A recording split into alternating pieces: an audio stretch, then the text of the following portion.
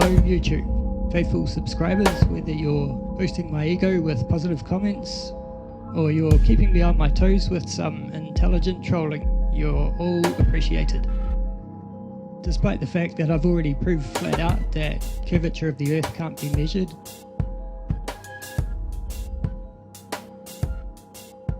and that is not due to any kind of atmospheric refraction, light bending.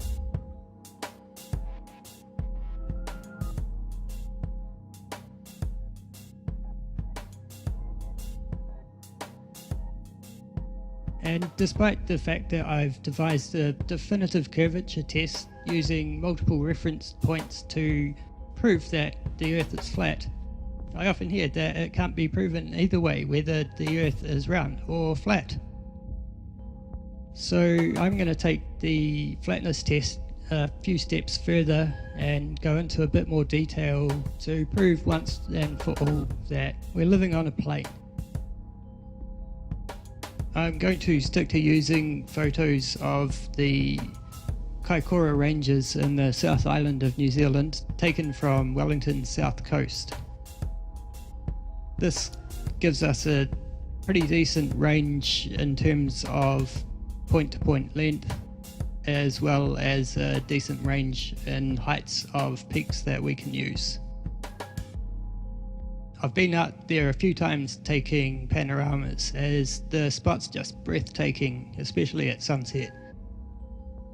On the day I was out taking these shots, the conditions were just about perfect.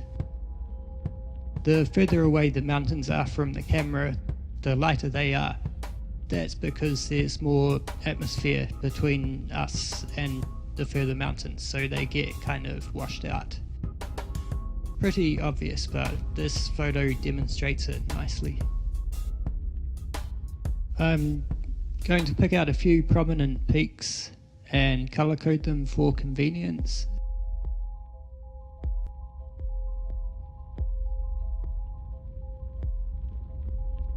And now go to Google Earth and find them.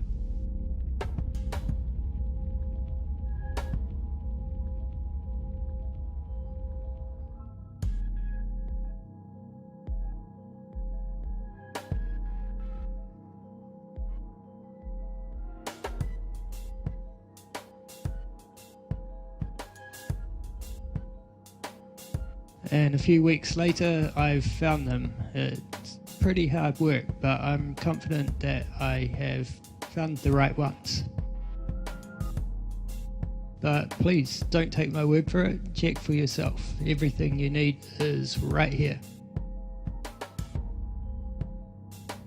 Once again, I'm going to enter the heights of the peaks and the distance from the camera into a graph. Now I go back to the photo and make a horizontal line at the height of each peak, color coded of course. Since the furthest mountain away is also the tallest, I can just cut it at that point, and where that line meets each other point gives us an extrapolation to a 2D view to count for perspective. So hopefully it'll match up to the lines on the photo again. Let's have a look. And once again, pretty much perfect.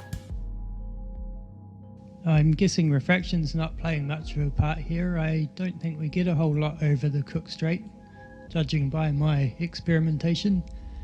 And what anomalies you can see there, I'm willing to bet would be a result of Google Earth's measurements.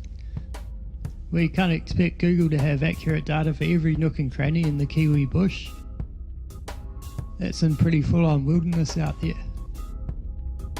Now I'm going to do the curvature calculations for each of those peaks and input that into a graph to do a comparison. Let's see how it looks.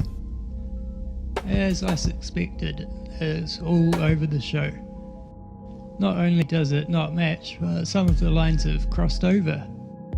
Any of you ball lovers out there care to explain that to me? I didn't think so.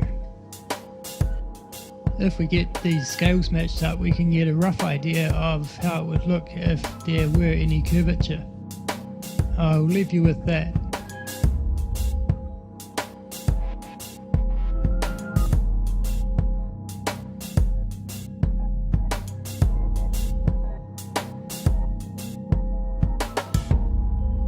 I'd have to say, curvature thoroughly busted. Once again. Thanks for watching.